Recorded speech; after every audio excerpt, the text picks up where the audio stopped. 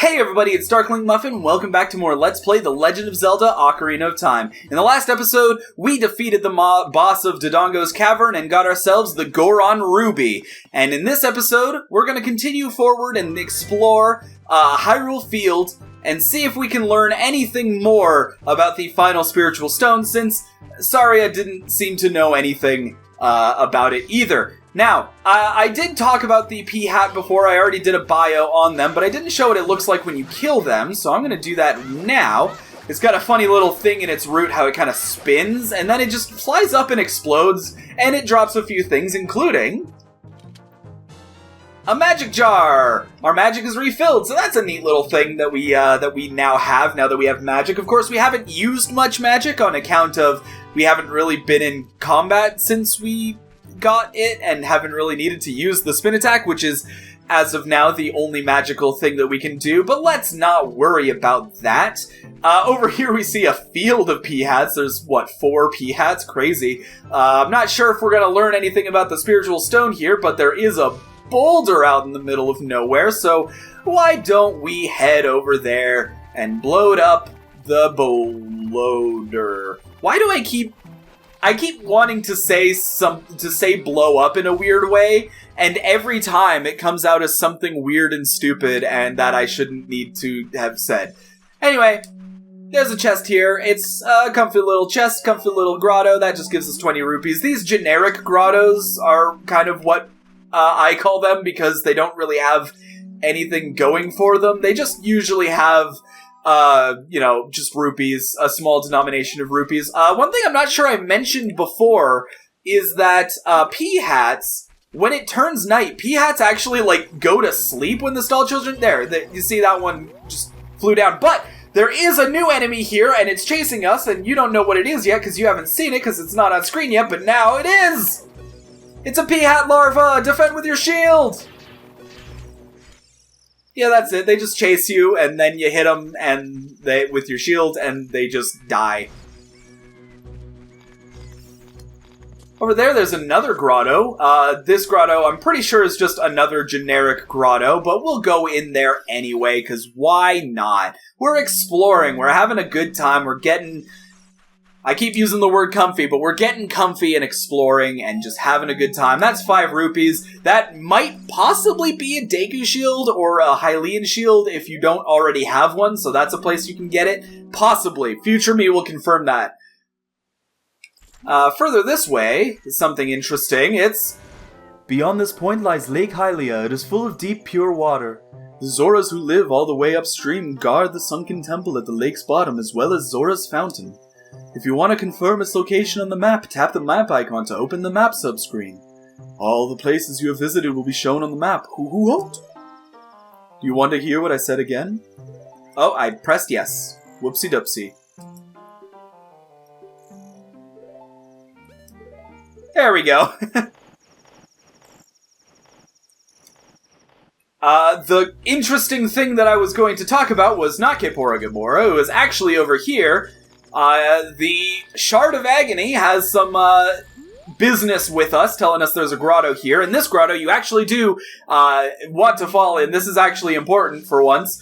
There's this business scrub. This is the last of the important business scrubs. Alright, you win. In return for sparing me, I will sell you a heart piece. 10 rupees it is. Let's make a deal. Thank you very much. That is the last of the Deku business scrubs that are actually helpful to us. There's only 3 in the game. The one that gave us the Deku Nut upgrade, the one that gave us the Deku Stick upgrade, and that one, which gives us a piece of heart. There's a fence here, and there doesn't really seem to be a way to get over the fence until you go around here, and there's a lovely little ladder. There's a sign down there, I'm pretty sure, which just confirms that this is the way to Lake Hylia, like Kepora Gabora said. Let's, see if Lake Hylia has anything to offer, and if Lake Hylia, anyone in Lake Hylia knows where the spiritual stone is.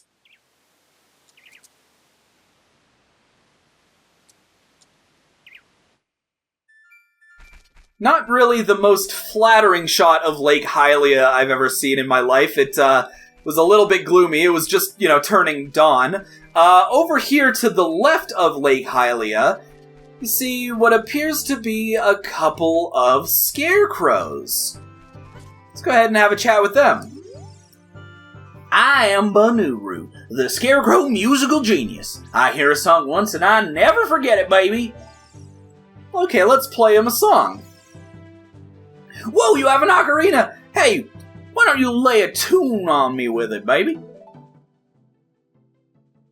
Well, I'll play you a tune that I have already prepared.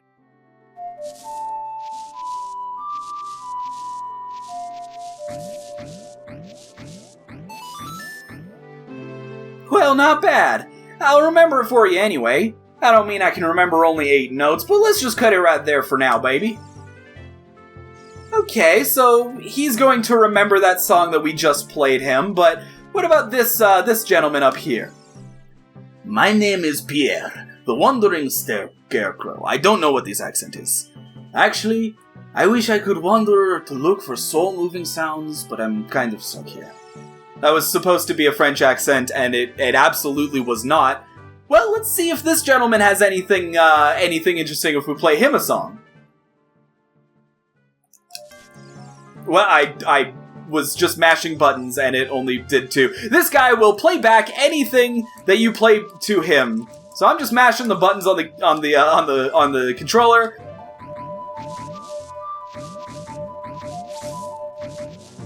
He's just gonna do that. But this is an excellent time, while we're here, to talk about how the ocarina works. Because the ocarina actually has a few little mechanics that are kind of hidden and aren't really used. So first of all, if you play a note and you press left or right on the joystick, you get a little bit of a vibrato sound to it. But what's more interesting is that on the N64 version, if you press Z or R while you're playing a note, it'll actually play it a half tone up.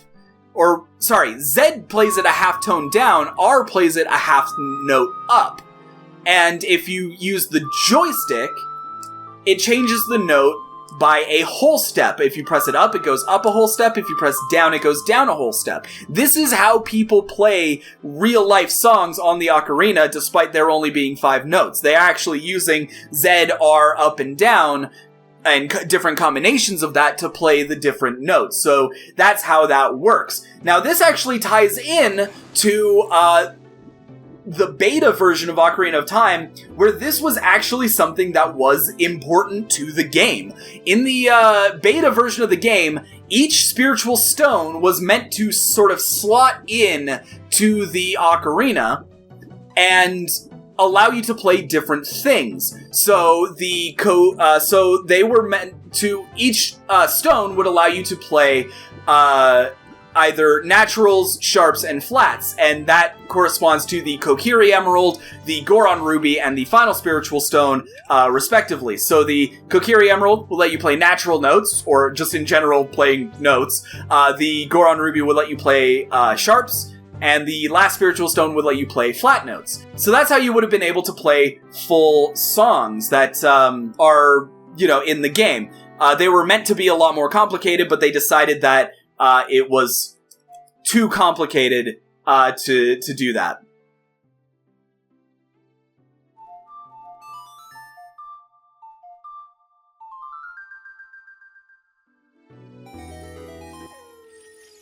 Oh, I didn't actually mean for this to happen, but I guess what happened there is this is a big fairy. It's big, blinking yellow. It actually was originally pink in the original, and this fairy cannot be caught in a bottle, but it can, but touching it will refill your health and refill your magic. So that's kind of what these sparkly spots are, I'm pretty sure. I might be wrong, maybe some are different, but I believe most of them are, will get you that. There's a Skulltula here, that's what I was looking to grab here. And I just made a realization, and I'm hoping it doesn't come back to bite me, because I actually forgot to grab something, but we're gonna continue on as though I didn't forget and hope that maybe there's some lurking around.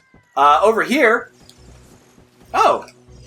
There's a new enemy. I wasn't actually supposed to see this enemy yet, but I guess I'll do the bio now. This is an Octorok. Bounce back the rocks it spits at you. Now, this Octorok is actually in an awkward spot because it's down below where the rocks are when we hit them back. Maybe if I get into just the right position, it'll hit it back and hit them. No? Because it does kind of go back a little bit before it goes down. Alright, I'm just going to ignore that. These guys are really easy to deal with. You just kind of keep walking and they just don't really hit you. They aim for where you are, not for where you're going to be. There's a Kaepora Gabora here. Let's have a chat with him. What are you doing? You've come a long way to get here. You should touch the map icon to look at the map subscreen sometimes. Link, this is a beautiful lake full of pure, clear water. At the lake bottom there is a water temple used to worship the water spirits. The Zoras are guardians of the temple. Ooh. The Zoras come from Zora's domain in the northeast Hyrule, an aquatic race. They are longtime allies of Hyrule's royal family. I heard that only the royal family of Hyrule can enter Zora's domain. Woohoo! I'm on my way back to the castle. If you want to come with me, hold on to my talons. I actually don't want to do that, but there's more here to do in Lake Hylia. If you just kind of wait for a moment, he'll just kind of fly off. And now it's safe. I'm going to pull out this, what appears to be a grave of some description. It looks just like the graves in the graveyard, but I was hoping that inside this grotto there would be some bugs, but unfortunately it's just business scrubs. And as I told you before, business scrubs aren't really useful. That also respawns Kaepora Gabora. He's just kind of there. Finishing up our trek across the bridge, there is another new enemy down there. A blue Tektite. It's hard to beat on water. Lure it onto the land. I don't think that's going to be a problem because I don't plan on doing much swimming outside of what I've already done, so we're just going to move on. The reason I was hoping there was bugs in that grotto is because there's a patch of soft soil here, and I don't know if there's another place to get bugs around here. There might be. Like I said, there usually is a place to get bugs, but I haven't actually thought about where they are. There might be some in these patches of grass here. I'm going to go quickly get a bottle ready. And see. Not there. Not there. Not there. Please. Bugs! Yes! Alright, good. Huh. I was worried for a moment there, but there's some bugs over by the scarecrows. Like I said, there's usually bugs nearby areas where there's some soft soil patches. The one exception so far is the Dodongo, or not, yeah, the one at the entrance to Dodongo's Cavern. Let's go ahead and drop these bugs here really quickly.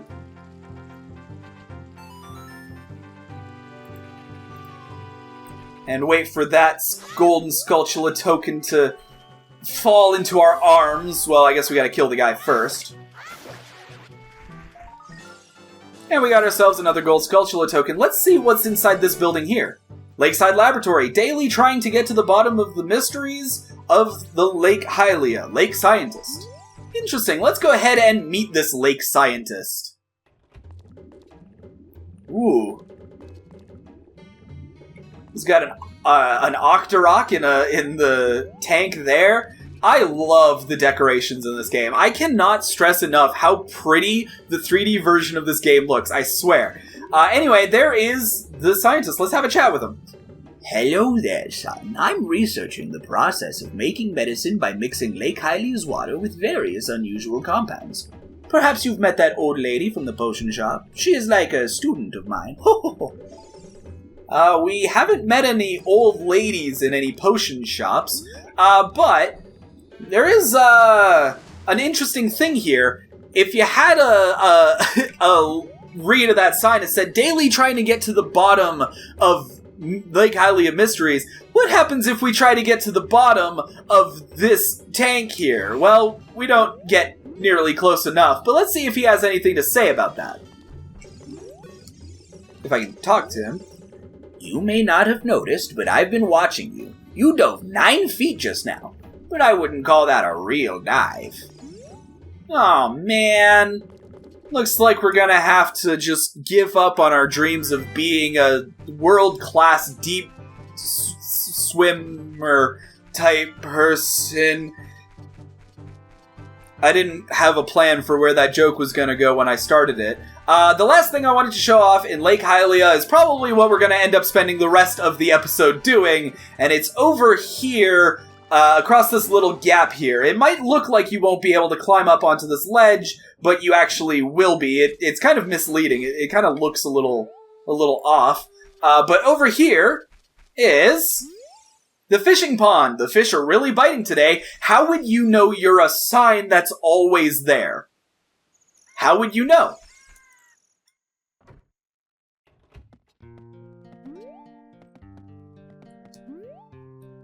Well, do you want to go fishing for 20 rupees?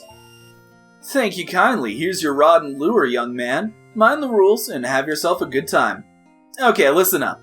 Walk up to the water's edge and press L to look at a fish. While looking at a fish, you can cast your line with B. Press A to break the line. When the lure drops into the water, you can wiggle it with the control stick, or if you're a novice, you can also use B. Reel in your lure with A, hold down A and R to reel it in faster. If you feel a hit, press A and down on the control stick to set the hook. After that, reel it in with A. Do you understand? I'm so generous, I'll let you fish for as long as you want. However, you can only keep one fish. The biggest fish ever caught here was 6 pounds.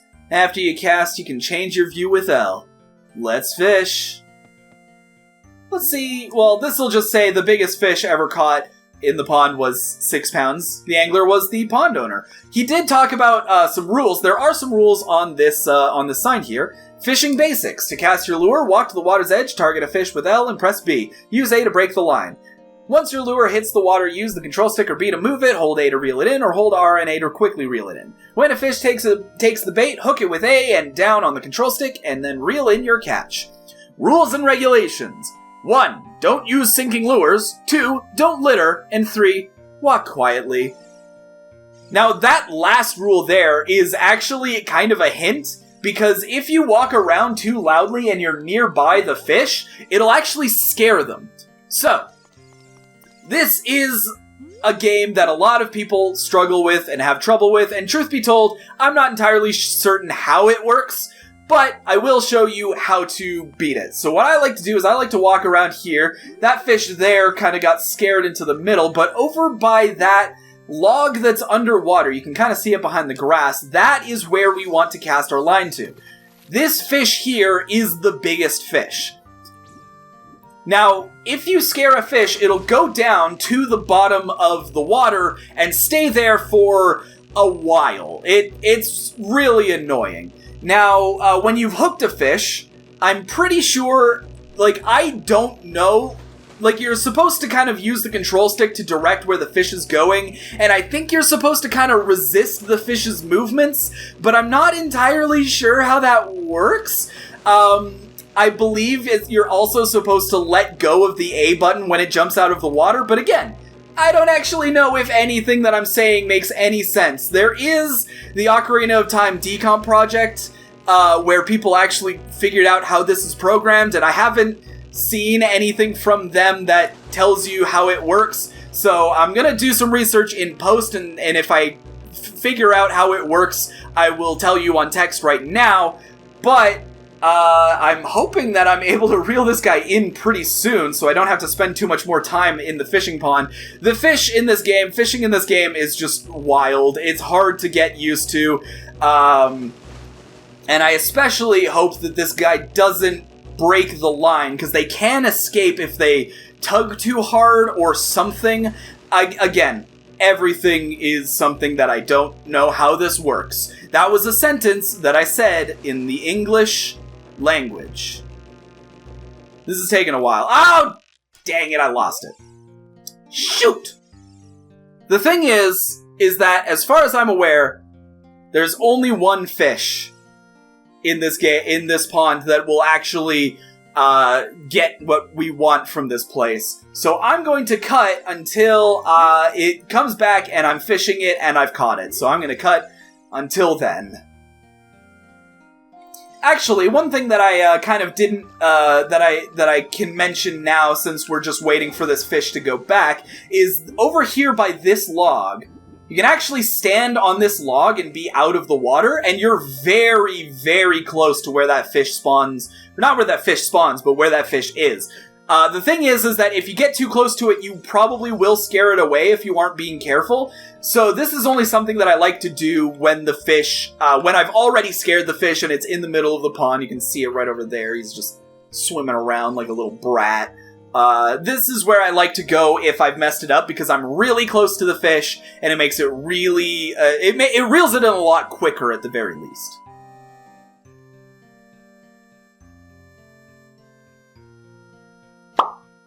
What? This just disappeared.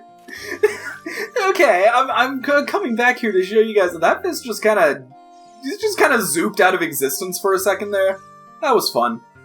Anyway, I've been waiting for a while. Let's keep waiting. I'm just gonna cut back here. I'm still waiting for... What? Oh. Okay. This is something that I didn't really expect to talk about. First of all, I was just gonna show off how cool this looks as being like... It looks like a screensaver. Every now and then, at certain times of the day, the little tiny little fish will come down from that waterfall that you see over there, and the fish will go crazy for them. But yeah, there's one right there. And that makes it so that they actually bite more frequently. So that's something.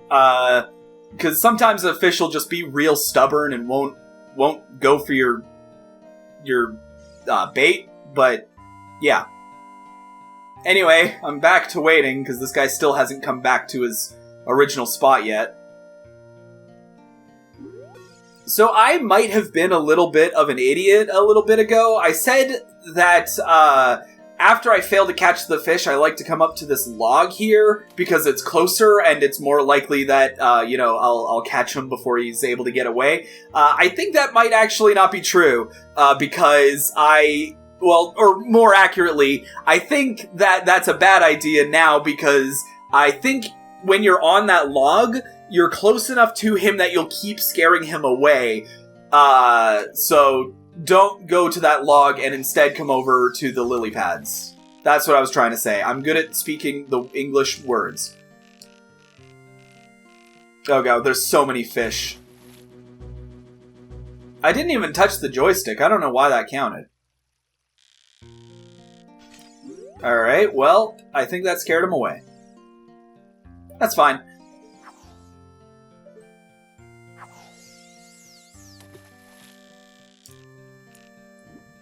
Hey, buddy. Want the tasty fish? Want the tasty fish what's floating on the water? Not you. Man.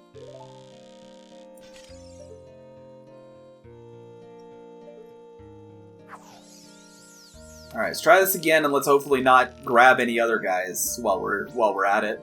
Okay, we got his attention. Let's go. Come on. Come on, buddy. Grab it. It's tasty. It's yummy fish. Come on, buddy. Yeah, we got him. Alright, I didn't really talk about my strategy with this. What I like to do is I just like to hold A and down left. Again, I don't know if you're supposed to, resist the fish's movements or whatever. I'm not actually sure if that's a thing you have to do. But usually, if I hold A and down left, I usually get lucky enough sometimes to get them. Come on, man. I think if you... In the original version, you could press... I think it's up C, and you can change the camera to see how far away it is from you. I don't think you can do that in this version, because everything is kind of grayed out. I don't think Z does anything either. Oh, it does! Okay, well, apparently you can do it by pressing Z. Glad we know that now. I'm gonna hold a little further to the left. A good thing that can happen is if you're sort of on the shore, if you get the fish to fall offshore, it'll start flopping around and it becomes just a little bit easier to catch at that point, because it kind of can't resist your movements when it's flopping around all over the place. Kind of like it's doing on that rock there. I'm not sure I'm making any progress with this guy. Come on.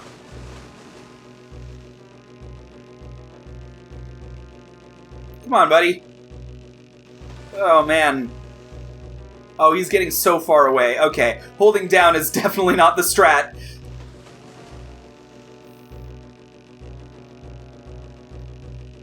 Ah.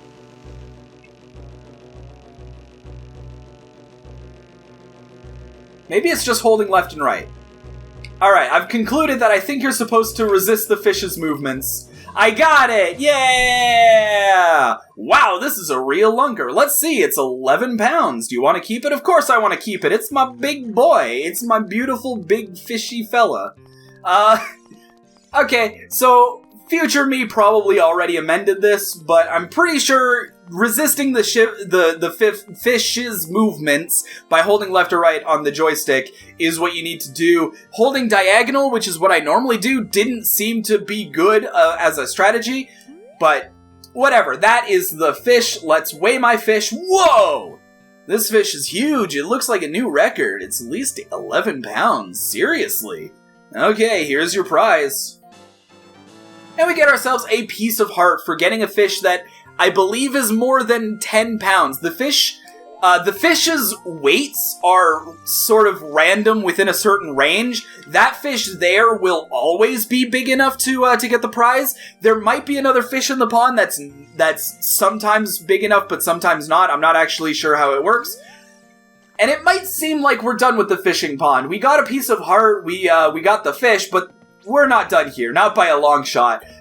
First of all, I'm just gonna show, hey, you can't take the rod out there. When you quit fishing, return the rod to the counter. I'm serious. Alright, let's return the rod to the counter. Come back when you get older. The fish will be bigger too. Well, maybe. Now, if I said we're not done here, not by a long shot, why am I leaving? Well, because something happens after you catch the biggest fish, and then pay for the fishing rod once again. He's just explaining how to play again. We're not going to worry about that. We've already caught the fish. We're fine.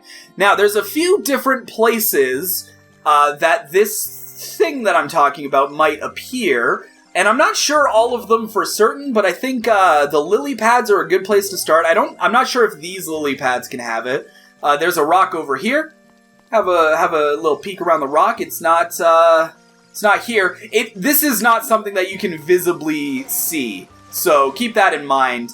None around those rocks. I think you might be able to get it around the sort of feeding trough area, whatever this thing's called. I'm not actually sure. Around this rock, maybe.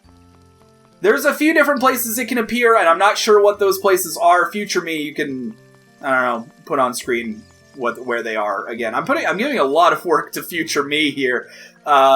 These rocks here? Maybe? Nope. Around the lily pads? No. Might be on this log. I think this log might be the last place to look. There it is! Wow!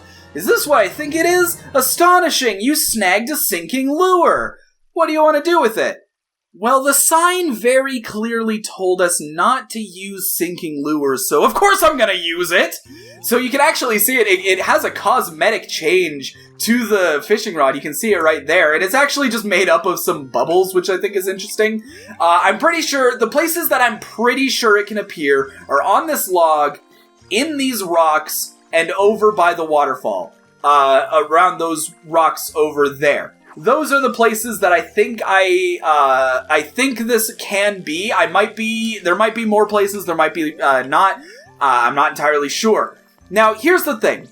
This sinking lure will actually make it easier to catch fish, and the reason for that is because, as it says, it is a sinking lure. The lure sinks. It doesn't just float on the surface of the water, meaning that you can get fish's attention even when they're in the middle of the pond, which is something that makes catching the big fish a lot easier. Unfortunately, you can only catch it once you've gotten the piece of heart. You can only get the sinking lure after that point, so there's unfortunately no way to get it before that and have an easier time catching that fish. Not that, of course, it would mean anything, because, of course, the the sinking lure is against the rules, as it were. Now, why am I going back in after paying for a second time? Well, I just like wasting money. Let's just waste some money, why don't we? Oh, gosh.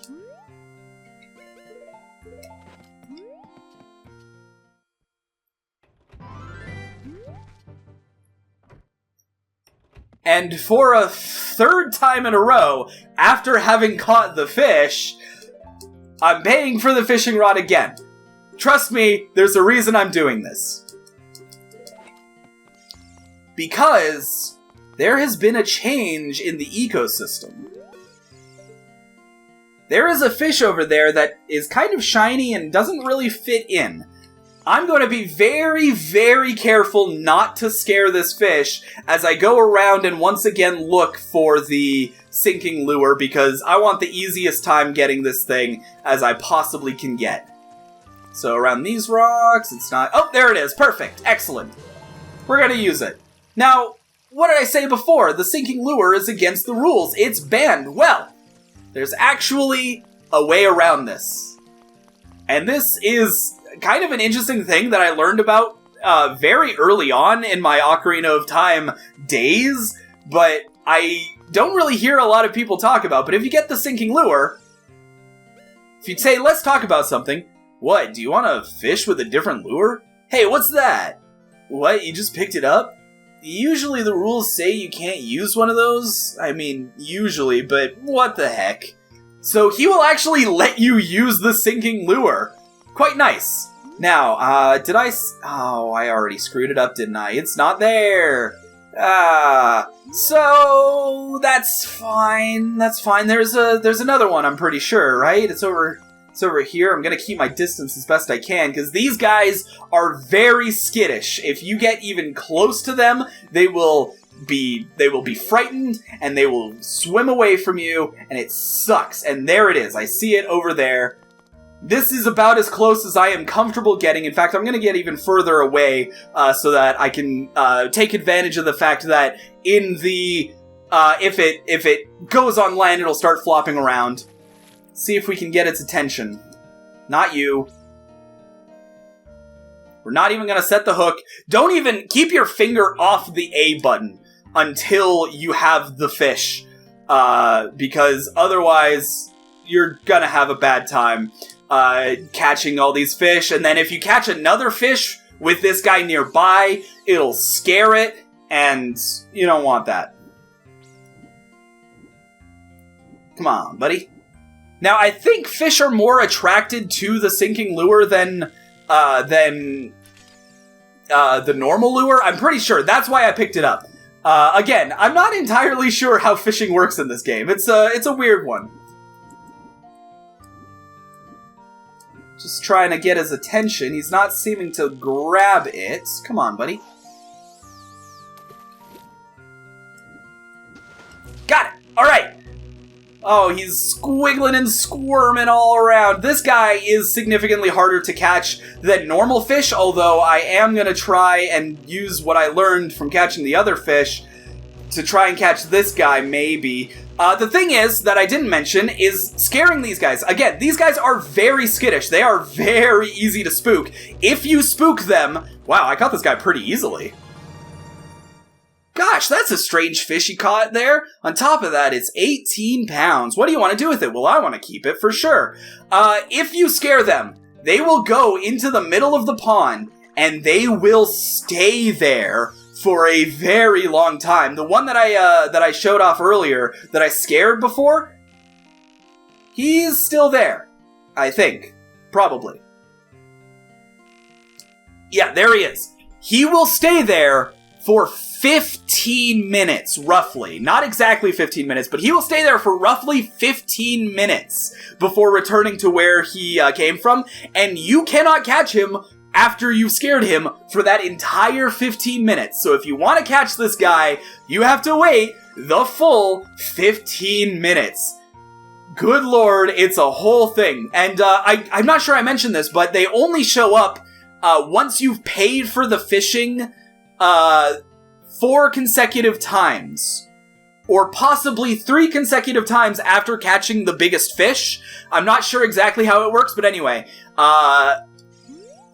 that is how to make them appear, and that's why I paid and wasted a bunch of money and now only have 99 rupees. So the truth is, so bottom line, don't scare these guys, and try and keep your distance from them, and don't scare them. Anyway, there's not really much of a reason to catch these guys, but let's see what this guy has to say about it. Well, well. Wow, that's a rare fish. This is a Hyrule Loach? Now hold on just a second here. A lot of people call this fish the Hylian Loach, and this is one of the wildest Mandela effect type things that I know of. It's always been the Hyrule Loach. It has been for a long time, but even as early as 2001, when Animal Crossing was released, the first Animal Crossing for the GameCube was released, people have been calling it the Hylian Loach. Nintendo themselves have called it the Hylian Loach in Animal Crossing. Isn't that wild? Like, even Nintendo themselves misnamed this guy, and there's very few instances of it being called the Hyrule Loach online, because everyone calls it the Hylian Loach. And in fact, in later games that would later bring back the Hyrule Loach, I'm pretty sure it's called the Hylian Loach. It's wild. For this fish, size doesn't matter. I'll give you this prize. And you get 50 rupees. Recently, the number of these fish has decreased tremendously, so I'm going to release this one. So you get a nice little monetary bonus for having got that fish, but it doesn't show up here. There's not really anything other than bragging rights and the money to say that you caught it. But with that, I think we're done with the fishing rod, and I think I'm done with this episode. So, no, I want to finish with the fishing ponds music and the end slate. So, in the next episode of Ocarina of Time, we'll continue exploring Hyrule Field and see if maybe we can actually figure out where this next spiritual stone is. See you guys then.